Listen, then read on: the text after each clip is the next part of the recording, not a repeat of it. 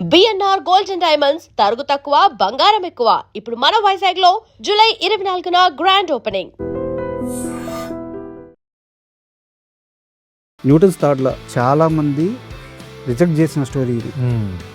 అలాగే చాలామంది ఓకే చేసి ముందుకి ఫార్వర్డ్ కాలేకపోయిన స్టోరీ ఇది. ఇంత గొప్ప స్టోరీ అక్కడ హోల్డ్ అయిపోవడానికి మీరు ఓకే చేయడానికి ఏ సెన్సిబిలిటీస్ పనిచేస్తాయి అంటే అదర్స్కి కానీ మీకు కానీ? చాలా ఆశ్చర్యపోయాను. ఇంత మంచి సబ్జెక్టు ఏంటి, ఓకే ఎందుకు ఓకే చేయలేదు? మీరు వదిలేసుకోవాల్సి వచ్చిన హిట్ మూవీ అంటే ఏదన్నా ఉందా మీ లైఫ్లో?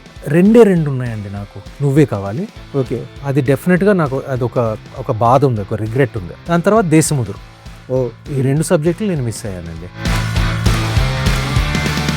థ్రిల్లర్ ప్రస్తావన వచ్చిన ప్రతిసారి న్యూటన్స్ థర్డ్లో మూవీ ప్రస్తావన వస్తుంది అని కూడా ఒక స్టేట్మెంట్ ఇచ్చారు. అయితే ఇది సినిమాకి బడ్డన అవుతా ఈ ఓవర్ ప్రమోషన్. ఎగ్జాంపుల్గా చెప్తున్నాను, ఎవరిని కించపరచాలనో ఇంత ఉద్దేశం కాదు. సినిమా రిలీజ్ కాకముందే కల్తు బొమ్మని చెప్పడం, ఈ మధ్యకాలంలో ఇలాంటి స్టేట్మెంట్స్ ఎక్కువైపోయినాయి. అందరు పర్సనాలిటీస్ నాలాగా ఉంటారు, మీలాగా ఉంటారు. కొంతమంది కొంచెం చెప్పేస్తారు వాళ్ళు, ఎందుకంటే వాళ్ళు తన కష్టం ఇన్ని సంవత్సరాలు ఈ స్క్రిప్ట్ పట్టుకుని ఆఫీస్ చుట్టూ తిరిగాడు. ఆ కాన్ఫిడెన్స్ ఉండటంలో నష్టం లేదండి. మీరు ఏమీ ఆశించకుండా ఎప్పుడో ఒక మంచి పని చేస్తే ఆ మంచి పని తిరిగి మీకు మంచి చేసిన సందర్భం ఏమన్నా ఉందా? నమ్మితేనే ఈ దేశం ప్రపంచం అంతా ఇంకా బెటర్గా ఉంటుంది. మంచి చేస్తే మనకి మంచి జరుగుతుంది, చెడు చేస్తే మనకు చెడు తిరిగి మన్నే కొడుతుందనే అది ఒక చాలా మంచి ఆలోచన. పోర్షన్ ఆఫ్ మూవీ జరిగిన తర్వాత ఆ కాన్ఫ్లిక్ట్ పాయింట్ ఒకటి ఉంటుంది. దాన్ని చాలా బలంగా మనం ప్రజెంట్ చేయగలిగితేనే ఆ మ్యాజిక్ వర్కౌట్ అవుద్ది. సో న్యూటన్స్ థర్డ్లో ఆ మ్యాజిక్ వర్కౌట్ అయిందా? నేను నమ్ముతున్నానండి సార్. చూసిన వాళ్ళు కూడా, నేనే కాదు, ఎందుకంటే వీ హ్యాడ్ ఈటీవీ ఒక కార్పొరేట్ స్ట్రక్చర్లో ఫోకస్ గ్రూప్స్కి ఒక 5-6 ఫోకస్ గ్రూప్స్కి షోలు వేయటం జరిగింది. Hi, welcome to my show. Suman sir నమస్తే. నమస్తే అండి సార్. యాక్చువల్గా మిమ్మల్ని కలవాలని చాలా సంవత్సరాలు కనుగుతున్నాను, బట్ ఫైనల్గా న్యూటన్స్ థర్డ్లో మూవీ ప్రమోషన్స్లో ఇలా కలవడం చాలా హ్యాపీగా ఉంది. అయితే ముందుగా మీకు కంగ్రాట్స్ సార్. అనగనగా అవార్డు రావడం, సో బెస్ట్ మూవీకి ఒక అవార్డు రావడం అనేది ఎప్పుడు మంచి విషయం. మీరు ముంబైలో అవార్డు తీసుకోవడం జరిగింది. థ్యాంక్ యూ అండి. సో ముందుగా దానికి కంగ్రాట్స్. Thank you. అయితే ఇంకో థ్యాంక్స్ కూడా చెప్పాలి సార్ మీకు. 2003 సత్యం సినిమా రిలీజ్ అయింది. ఒక 13 సంవత్సరాల కుర్రోడు, అంటే బాడీలో చేంజెస్ వస్తున్నాయి, క్యారెక్టరైజేషన్ బిల్డ్ అవ్వాల, అంటే ఆ వయసు అవ్వదు, బట్ అయ్యే సమయం. ఆ సత్యం సినిమా చూసిన తర్వాత అందులో హీరో క్యారెక్టర్ చూసి, ఓకే, ఒక మనిషి తోటి పక్క మనుషులతో ఇలా లాయల్గా ఉండొచ్చా, ఒక క్రియేటివ్ మైండ్ సెట్తో ఇలా బతకొచ్చా, అతని ప్రపంచం ఎంత అందంగా ఉంటుందా, ఇలా లైఫ్ లాంగ్ బతికితే ఎంత బాగుంటుంది. సో ఆ క్షణం నా క్యారెక్టరైజేషన్ని డిసైడ్ చేసిన క్యారెక్టర్ మీ సినిమా, మీ క్యారెక్టర్. సో నాకు తెలిసి నేను మీ గురించి ఆలోచించిన రోజు ఉండదు. అందుకే నేను స్టార్టింగ్లో చెప్పాను, చాలా రోజులుగా కలవాలనుకుంటున్నాను, కుదరలేదు, ఈరోజు వచ్చిందని చెప్పేసి. Really thank you sir. Thank you అండి, వెరీ స్వీట్. థ్యాంక్ యూ అండి. అయితే నేను సినిమా విషయంలోకి వెళ్తున్నాను. న్యూటన్స్ థర్డ్లో నేను ఫస్ట్ టీజర్ వదిలినప్పుడు ఒక షార్ట్ గమనించాను. ఆ ర్యాక్లో బుక్స్ అన్నీ ఉంటాయి, దాంట్లో వచ్చేసి డబుల్ మర్డర్ కేసు అని చెప్పి పెట్టిన తర్వాత ధూల్పేట్ మాప్ కిల్లింగ్స్, దాని తర్వాత వరంగల్ హానర్ కిల్లింగ్, ఇలా కొన్ని బుక్స్ పెట్టారు. నాకు ఆ షాట్లోనే సినిమా ఏందో అర్థమైపోయింది. ఎందుకంటే ఏదో ర్యాండమ్గా పిక్ చేసి ఏదో కల్పిత పెట్టలేదు, అవన్నీ రియల్గా జరిగిన ఇన్సిడెంట్స్. సో ఆ కథ కోసం డైరెక్టర్ కానీ రచయిత కానీ, అంటే వారే రైటర్ కాబట్టి ఎంత హోంవర్క్ చేశారో అర్థమవుతుంది. సో ఇలాంటి రైటర్స్ కానీ ఇలాంటి యంగ్స్టర్స్ కానీ మీ దాకా రావడం ఎలా అనిపిస్తుంది? చాలా సంతోషంగా ఉందండి, చాలా హ్యాపీగా ఉంది. అండ్ నేను ఇప్పుడు ఎంకరేజ్ కూడా చేస్తాను, న్యూ బ్లడ్ని ఎంకరేజ్ చేయటం, న్యూ బ్లడ్కి సరెండర్ అవ్వటం. సో ఫ్రాంక్గా చెప్పాలంటే ఈ సినిమాలో జగపతి బాబు గారు, శ్రీనివాస్ అవసరాల్ గారు తప్ప I was probably the most, Jagapathi Babu గారు తప్ప నేను I was the most senior. So like the directors young very young, ఇంత మెచ్యూర్, ఇంత కాన్ఫిడెంట్, ఇంత ప్రిసైజ్ స్క్రిప్ట్ తయారు చేశారంటే నేను నమ్మలేదు అసలు. అండ్ బేసిక్గా తను ఈ స్క్రిప్టు పవన్ సదినేని డైరెక్టర్ నాకు రికమెండ్ చేశాడు. I'm thankful to him for that. And అతని రికమెండేషన్తో రాజేష్ నాకు ఇంటికి వచ్చి నాకు స్క్రిప్ట్ చెప్పడం జరిగింది. అండ్ నాకు అసలు ఏమీ ఎక్స్పెక్టేషన్ లేదు. ఎవరి అబ్బాయి ఏంటి కుర్రాడు సరే విన్నాం. నాకేమో నరేషన్ నాకు జస్ట్ బ్రీఫ్గా వినటం ఇష్టం లేదు, నాకు డీటెయిల్గా వినటం ఇష్టం. అండ్ చెప్పటం మొదలుపెట్టిన తర్వాత అలా ఎక్కడో వెళ్ళిపోతూ ఉంది అసలు. ఇది ఒక ఎత్తు తర్వాత ఒక ఎత్తు, ఇంట్రెస్ట్ తర్వాత ఒక ఇంట్రెస్ట్, ఒక ట్విస్ట్ తర్వాత ఒక ట్విస్ట్. చాలా బ్యూటిఫుల్గా చెప్పాడు కదా. అండ్ ఆ ఫస్ట్ నేరేషన్లోనే ఓకే చేసిన స్క్రిప్ట్ ఇది. అది చాలా రేర్గా జరుగుతుంది. అండ్ ఎస్పెషలీ ఒక కొత్త డైరెక్టర్. అవును, నాకు అది జరిగింది బేసిక్గా లాస్ట్ 10 yearsలో, ఓన్లీ లాస్ట్ 10-11 yearsలో మళ్ళీ రావాకి జరిగింది అండ్ ఈ న్యూటన్స్కి జరిగింది. ఓకే, ఫస్ట్ నేరేషన్లోనే ఓకే చేసిన సబ్జెక్ట్. అయితే డైరెక్టర్ గారు ఒక స్టేజ్ మీద మాట్లాడుతూ చాలామంది రిజెక్ట్ చేసిన స్టోరీ ఇది, అలాగే చాలామంది ఓకే చేసి ముందుకి ఫార్వర్డ్ కాలేకపోయిన స్టోరీ ఇది అని చెప్పి ఒక సందర్భంలో మాట్లాడారు. ఇంత గొప్ప స్టోరీ అక్కడ హోల్డ్ అయిపోవడానికి, మీరు ఓకే చేయడానికి ఏ సెన్సిబిలిటీస్ పనిచేస్తాయి? అంటే అదర్స్కి కానీ మీకు కానీ ఒక సెన్సిబిలిటీ ఉండాలి కదా ఆ కథను జడ్జ్ చేయడానికి. ఎక్కడ మిస్ అవుతుంది అది? అంటే చాలా కథలు ఇలాగే మిస్ అయిపోతున్నాయి ఇండస్ట్రీలో. మేకర్స్కి ఆ కథను జడ్జిమెంట్ సెన్సిబిలిటీ ఎలా ఉంటుంది అనేది నాకు అర్థం కావట్లేదు. నాకు నిజంగా ఆశ్చర్యం వేసిందండి.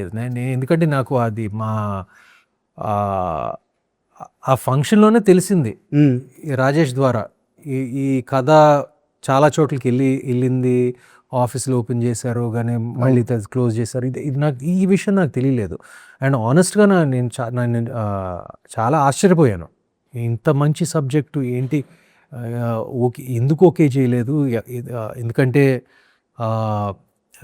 ఇది బడ్జెట్లో తీయగల, అంటే మేము బాగా స్పెండ్ చేసాము సినిమా మీద, బట్ బడ్జెట్లో కూడా తీయొచ్చు ఈ సినిమా. అండ్ ఈవెన్ ఈ సబ్జెక్ట్కి ఏంటంటే there is no clear hero. The clear hero is actually the screenplay. So అంత బాగుంటుంది స్క్రీన్ ప్లే. ఎందుకు ఓకే అవ్వలేదు అని నా అభిప్రాయం. నేను చాలా సర్ప్రైజ్ అయ్యాను. నేను అప్పుడప్పుడు జరుగుతాయండి, అప్పుడప్పుడు నాకు తెలిసి ఇది ఒక్కటే కాదు, చాలా సబ్జెక్టులు చాలా దగ్గరికి వెళ్ళి చాలామంది నో అన్న సబ్జెక్ట్. అర్జున్ రెడ్డి లాంటి గొప్ప సబ్జెక్ట్కే అది జరిగింది. అది పెళ్లి చూపులకి జరిగింది. సో జరుగుతాయండి అప్పుడప్పుడు కొన్ని సబ్జెక్టులకి ఇటెళ్ళి అటెళ్ళి. మీ లైఫ్లో మీరు ఇలా వదులుకున్న, అంటే వేరే కారణాల వల్ల కావచ్చు, ఏ కారణాల వల్ల కావచ్చు, మీరు వదిలేసుకోవాల్సి వచ్చిన హిట్ మూవీ అంటే ఏదన్నా ఉందా మీ లైఫ్లో? రెండు ఉన్నాయండి నాకు. అంటే నా దగ్గరకు వచ్చిన సబ్జెక్టు, నేను వద్దనుకున్న సబ్జెక్టు రెండు ఉన్నాయి. చాలామంది వేరేగా అనుకుంటారు కానీ రెండు సబ్జెక్టులు ఏంటంటే నువ్వే కావాలి. ఓకే, అది డెఫినెట్గా నాకు అది ఒక బాధ ఉంది, ఒక రిగ్రెట్ ఉంది, అది ఎందుకు ఓకే చేయలేదని. కానీ దానికి కారణం కూడా ఉంది. ఎందుకంటే అప్పుడు ఆ టైంలో నేను 2 సినిమాలకి ప్యారల్గా పనిచేస్తున్నాను. ఇది యువకుడు, పెళ్లి సంబంధం. సో ఆ డేట్స్ మూలంగా అది ఓకే చేయలేకపోయాను. కానీ ఆ బాధ ఇంకా మిగిలిపోయింది, నువ్వే కావాలి. బట్ దాని తర్వాత స్రవంతి రవికిషోర్ గారే నాకు గౌరీ ఇచ్చారు. So it's okay. But I still ఆ క్లాస్మేట్ నువ్వే కావాలి ఎలా మిస్ అయిందని నాకు చిన్న బాధ ఉంది. దాని తర్వాత దేశముదురు, ఈ 2 సబ్జెక్టులు నేను మిస్ అయ్యానండి. బట్ దేశముదురు బహుశా నేను చేసుంటే అది ఆడేది కాదు. అది ఓన్లీ అది అల్లు అర్జున్ చేస్తేనే ఆడేది. అది అంటే పురి గారు వచ్చి మీకు నరేషన్ ఇచ్చారంటే. So okay. అండ్ అయితే నేను ఒక సీరియస్ క్వశ్చన్ అడగాలి సార్. న్యూటన్స్ థర్డ్ లాకి సంబంధించి జానన్ని రీడిఫైన్ చేయగల సినిమా అని చెప్పేసి ఒక స్టేట్మెంట్ ఇచ్చారు. అలాగే థ్రిల్లర్ ప్రస్తావన వచ్చిన ప్రతిసారి న్యూటన్స్ థర్డ్ లా మూవీ ప్రస్తావన వస్తుంది అని కూడా ఒక స్టేట్మెంట్ ఇచ్చాడు. అయితే ఇది సినిమాకి బడ్డన అవదా ఈ ఓవర్ ప్రమోషన్? అంటే సినిమాలో సబ్జెక్ట్ ఉండొచ్చు, చాలా ప్రామిసింగ్గా ఉంది టీజర్ కూడా, బట్ ఈ రేంజ్ స్టేట్మెంట్స్ సినిమాకి బడ్డనవా? అంటే నేను ఎవరిని ఎగ్జాంపుల్ చెప్తున్నాను, ఎవరిని కించపరచాలనో ఇంత ఉద్దేశం కాదు. సినిమా రిలీజ్ కాకముందే కల్టు బొమ్మ అని చెప్పడం, ఈ మధ్యకాలంలో ఇలాంటి స్టేట్మెంట్స్ ఎక్కువైపోయినాయి. సో దీన్ని మొయ్యాల్సిన అవసరం ఉంటుంది కదా, కథ మీద సినిమా మీద ఇంకొంచెం భారం వేసినట్టే కదా. ఇలాంటి స్టేట్మెంట్స్ విషయంలో మీ స్టాండ్ ఎలా ఉంటుంది అని తెలుసుకోవాలని. నేను కొంచెం ఎప్పుడు మోడరేట్గానే చెప్పే రకం నేను. But director is very confident. నేను కూడా సినిమా పట్ల నాకు చాలా కాన్ఫిడెన్స్ ఉందండి. కానీ నేను కొంచెం సబ్డ్యూడ్గా ఉంటాను. నేను జనరల్గా కొంచెం మోడరేట్గా, కొంచెం బ్యాలెన్స్డ్గా చెప్పే రకం నేను. బట్ మా Rajesh he's very confident about the film, very confident. If he feels that way, అందరు పర్సనాలిటీస్ నాలాగా ఉంటారు, మీలాగా ఉంటారు. కొంతమంది కొంచెం చెప్పేస్తారు ఎందుకంటే వాళ్ళు తన కష్టం ఇన్ని సంవత్సరాలు ఈ స్క్రిప్ట్ పట్టుకుని ఆఫీస్ చుట్టూ తిరిగాడు. ఆ కాన్ఫిడెన్స్ ఉండటంలో నష్టం లేదండి. Sir and I also feel that confidence, కానీ నేను తను చెప్పినట్టు నేను ఎక్స్ప్రెస్ చేయలేను. బట్ నేను జనరల్గా కొంచెం ఎక్స్ప్రెషన్లోనే కొంచెం తక్కువ. నేను ఓన్లీ నాకు షూటింగ్ టైంలోనే ఎక్స్ప్రెసివ్గా ఉంటాను, లేకపోతే ఈ ప్రమోషన్స్ టైంలో ఎక్స్ప్రెసివ్గా ఉంటాను. లేకపోతే సహజంగా నేను చాలా చాలా బ్యాలెన్స్డ్గా చాలా కామ్గా ఉండే రకం నేను. బట్ ఐ సపోర్ట్ హిమ్ అండి, like if he feels that way, all power to him, అంతే. సూపర్. అయితే నాకు ఇంకా బాగా నచ్చింది ఏంటంటే కర్మ సిద్ధాంతాన్ని న్యూటన్స్ థాట్లని కలిపి ఒక టైటిల్ పెట్టాలన్న ఆలోచన అసలు చాలా బ్యూటీగా ఉంది. ఈ థాట్ ఎలా వచ్చింది, ఎవరికి వచ్చింది? తను రాజేష్కేనండి, డైరెక్టర్కే సార్. ఎందుకంటే తను ఆలోచించి అంత యంగ్ ఏజ్లో ఆలోచించి కూర్చుని అల్లిన కథ ఇది. అండ్ తనకి ప్రతి కోణం తెలుసు, ప్రతి డీటెయిలింగ్ తెలుసు ఇదంతా. So right from Newton's third law is equal to karma నుంచి క్యారెక్టర్ పేర్లు, నా పేరు వాసుదేవ్ అని పెట్టాడు, మిగతా క్యారెక్టర్లు అన్నిటికీ ఒక మహాభారతం నుంచి పేర్లు పెట్టాడు. ప్రతి దానికి ఒక అర్థం ఉంటుంది. సార్. అది మీరు సినిమా చూస్తాక తెలుస్తుంది. అంటే అంత డీటెయిలింగ్కి వెళ్ళాడు, అంత ప్రిసైజ్గా డీటెయిలింగ్కి వెళ్ళాడు. It's all credit goes to Rajesh only for that. And మీ లైఫ్లో కర్మ సిద్ధాంతం నిజమైన సందర్భం ఉంది అంటే మీరు ఏమీ ఆశించకుండా ఎప్పుడో ఒక మంచి పని చేస్తే ఆ మంచి పని తిరిగి మీకు మంచి చేసిన సందర్భం ఏమన్నా ఉందా?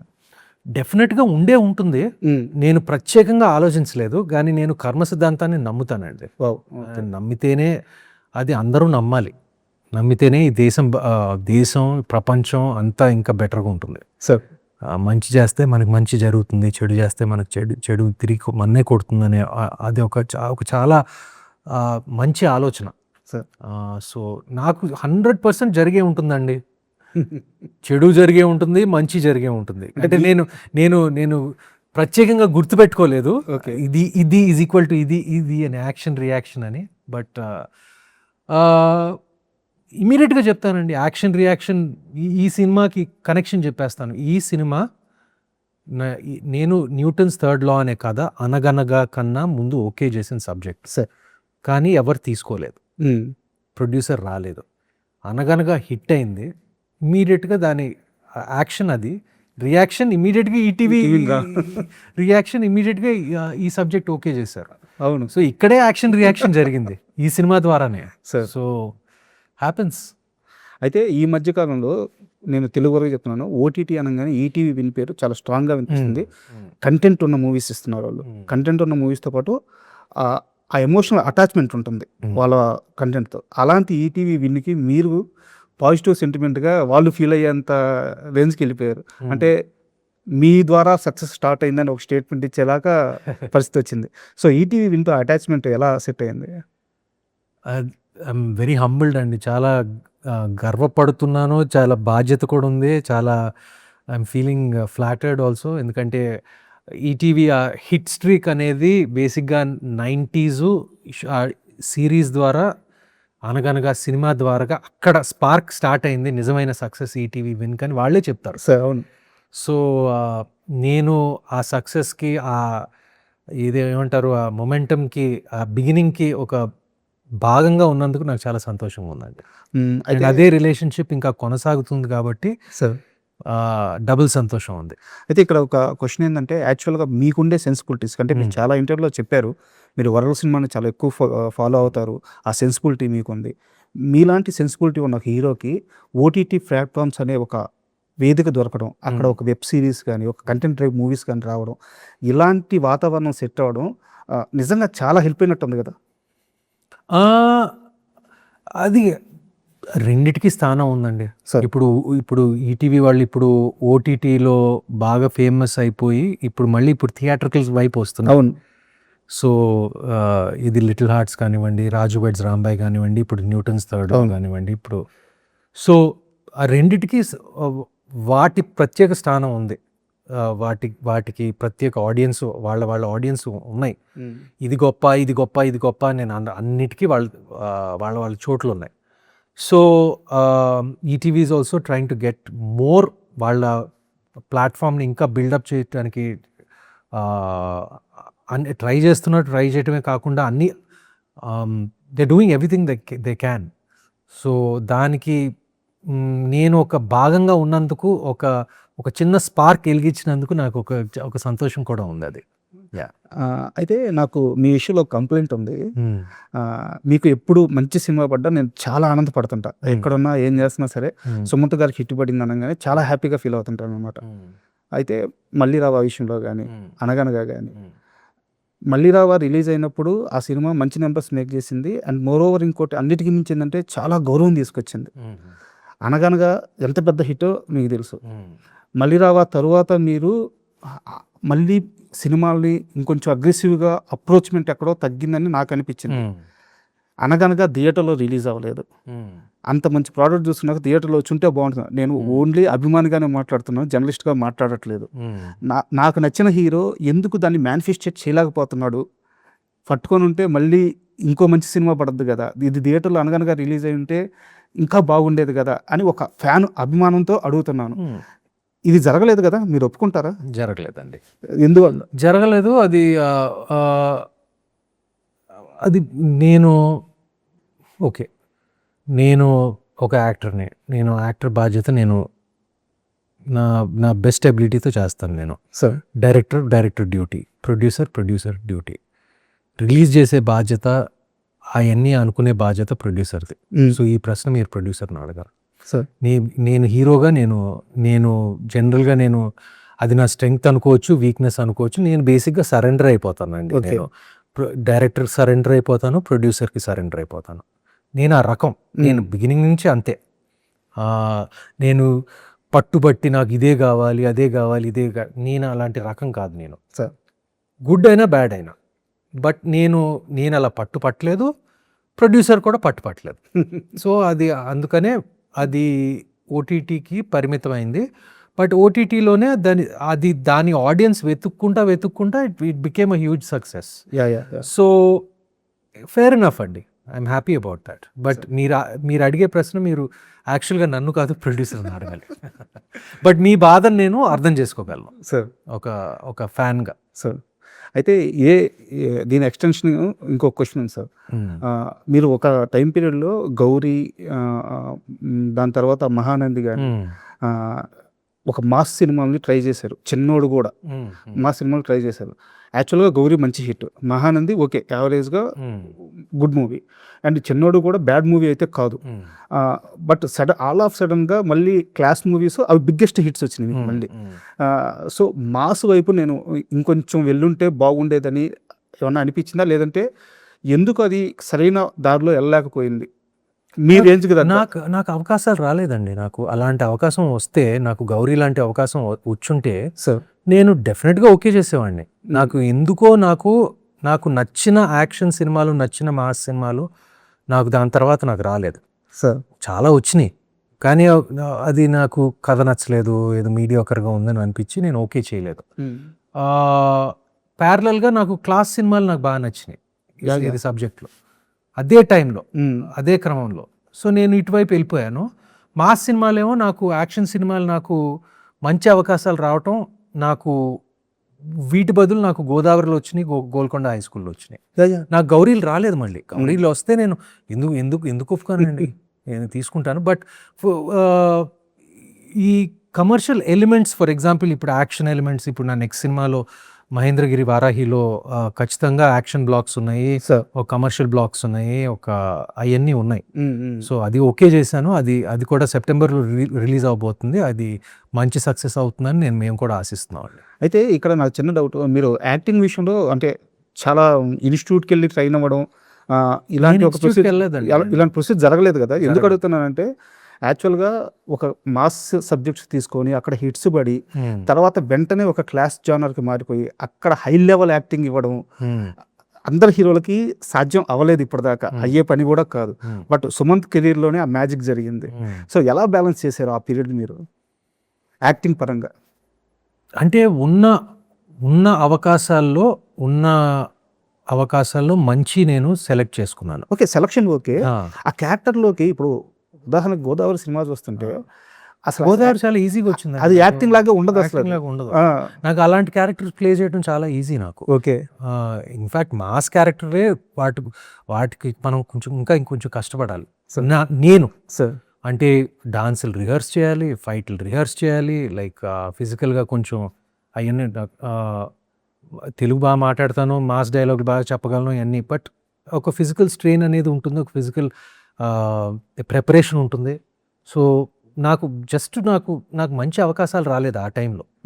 But Godavari Golconda high school లాంటి సినిమాలు ఎందుకో, అనగనగా లాంటి సినిమాలు నేను ఈజీ అన్నో. బట్ నాకు ఇలా ఉంటాయి సార్ అవి మీ యాక్టింగ్ అసలు. నేను అలా చెప్పనండి, కానీ అలా అవ్వదు, మనం అనుకుంటాం అవుతుందని. బట్ నాకు సహజంగానే జరుగుతుంది, మనకు చూడడానికి అలా అనిపిస్తుంటుంది సహజంగానే జరుగుతుంది సార్. నాకు నేను ప్రిపేర్ అయి అనగనగా గురించి అవును. For example came quite easily అండి to me, not a problem. మీరు యాక్చువల్గా emotional person? I'm not a very emotional person అండి. I'm actually very less emotions. Okay. చాలా కొంచెం కామ్గానే బ్యాలెన్స్డ్గా ఉండే రకం నేను. Not a very emotional person. But ఇప్పుడు మనం మాట్లాడుకున్న అన్ని సినిమాల్లో ఎమోషనల్స్ని అంటే చాలా ఈజీగా పండిస్తూ మీకు అర్థమవుతుంది కదా, సత్యం కానీ, అర్థమవుతుంది. గోదావరి కానీ, సినిమాలు అండి, అదంతా యాక్టింగ్ అది. అందుకే మమ్మల్ని యాక్టర్స్ అంటారు కదా, మేధావులు.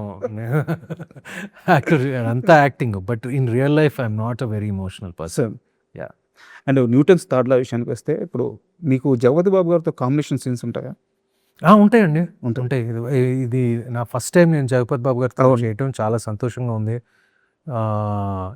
నేను ముద్దుగా ఆయన చౌమామ అని పిలుస్తాను, చౌదరి, చౌ మామ. అంటే తన పెట్ నేమ్ చౌదరి ఇంట్లో. సో నేను చిన్నప్పటి నుంచి పరిచయం. ఎందుకంటే ఆయన నాన్నగారు, తాతగారు, రాజేంద్ర ప్రసాద్ గారు తాతగారికి చాలా ఎన్నో సంవత్సరాల నుంచి అనుబంధం, ప్రొడ్యూసర్ యాక్టర్ అనుబంధం ఉంది కాబట్టి నాకు చిన్నప్పటి నుంచి తెలుసు వాళ్ళ ఫ్యామిలీ. నేను ముద్దుగా చౌమామ అని పిలుస్తాను. ఫస్ట్ టైం నేను జగపతి బాబు గారితో యాక్ట్ చేయడం ఈ సినిమాలో చాలా సంతోషంగా అనిపించింది సార్. అయితే థ్రిల్లర్ అనగానే మామూలుగా ఒక పోర్షన్ ఆఫ్ మూవీ జరిగిన తర్వాత ఆ కాన్ఫ్లిక్ట్ పాయింట్ ఒకటి ఉంటుంది, దాన్ని చాలా బలంగా మనం ప్రజెంట్ చేయగలిగితేనే ఆ మ్యాజిక్ వర్కౌట్ అవుద్ది. సో న్యూటన్స్ థర్డ్ లాలో ఆ మ్యాజిక్ వర్కౌట్ అయిందా? బలంగా నమ్ముతున్నారా? నేను నమ్ముతున్నానండి సార్. చూసిన వాళ్ళు కూడా, నేనే కాదు, ఎందుకంటే వి హ్యాడ్ ఈటీవీ ఒక కార్పొరేట్ స్ట్రక్చర్లో ఒక ఫోకస్ గ్రూప్స్కి, ఒక 5-6 ఫోకస్ గ్రూప్స్కి షోలు వేయటం జరిగింది. మామూలు సినిమా వ్యూవర్స్కి, రెగ్యులర్ ఆడియన్స్కి, వాళ్ళందరికీ అసలు by the time the film was over అందరూ చప్పట్లు కొడతా ఉన్నారు. అసలు these are normal people, they are not.